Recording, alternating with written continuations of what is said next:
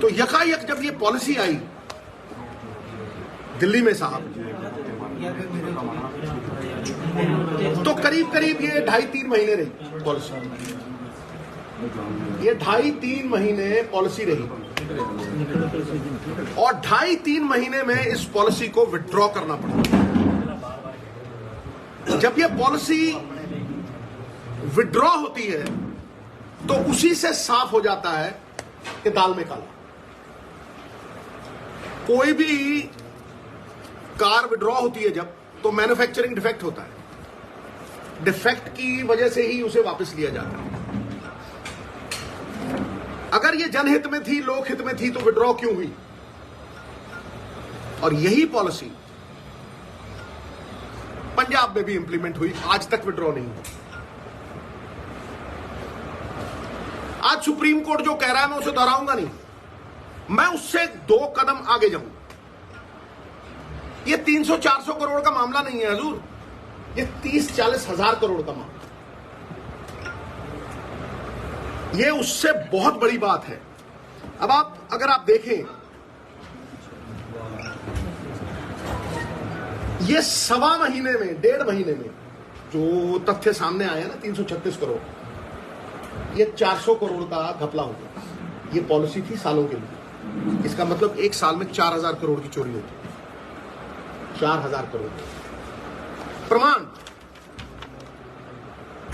प्रमाणित करना बहुत जरूरी है साहब। अब ये देखिए, इस पॉलिसी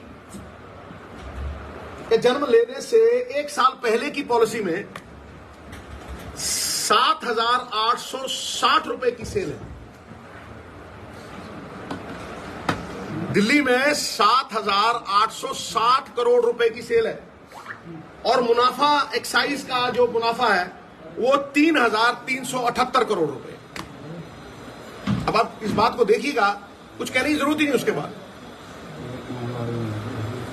पॉलिसी लागू, 13,500 करोड़ रुपए की सेल है और स्टेट को आ रहा है 312 करोड़।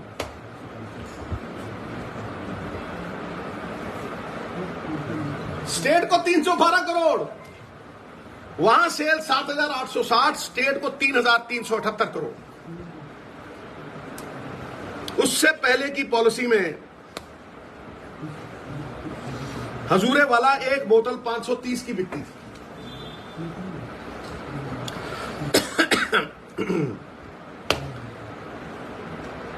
जो प्राइवेट प्लेयर है उसको 33 रुपए जाते थे और स्टेट को 330 एक बॉटल। 530 दी, ठीक है जी, स्टेट को 330 और 33 रुपए रिटेलर। तो कंज्यूमर के लिए जैसे ये पॉलिसी आती है 560, 30 रुपए बढ़ गए। स्टेट को 8 रुपए और प्राइवेट प्लेयर को 363 रुपए। कितने? 363 रुपये प्राइवेट प्लेयर को, तो स्टेट को 8 रुपये। कोई जस्टिफाई कर दे हजूर। क्यों भाई, क्यों भाग रहे हो? टाइम चाहिए,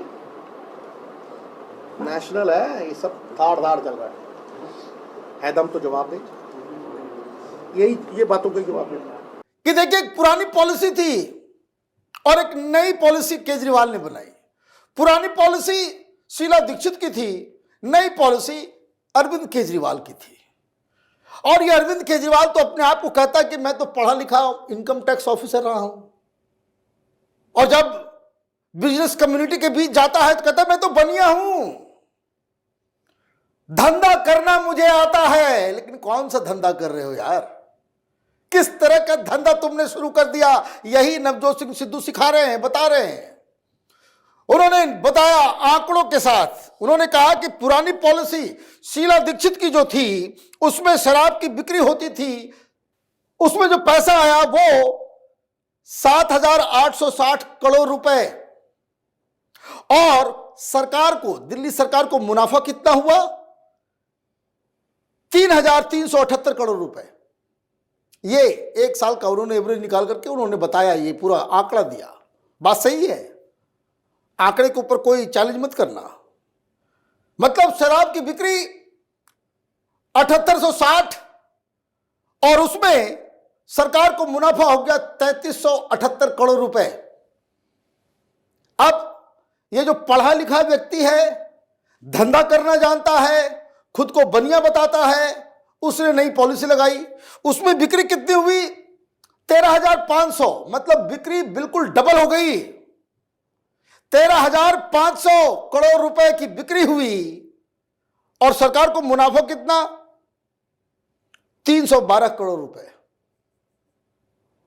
कैसे जवाब दोगे भाई? बात तो बिल्कुल सही है।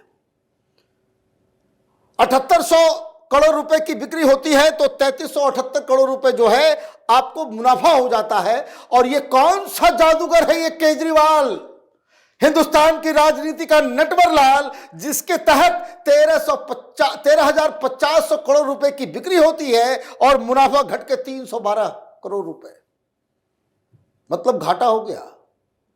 ये अजीबोगरीब पढ़ा लिखा चीफ मिनिस्टर है। डबल हो गई सेल और 87% मुनाफे में कमी आ गई। लीजिए, घोटाला नहीं हुआ, पैसे कहां गए?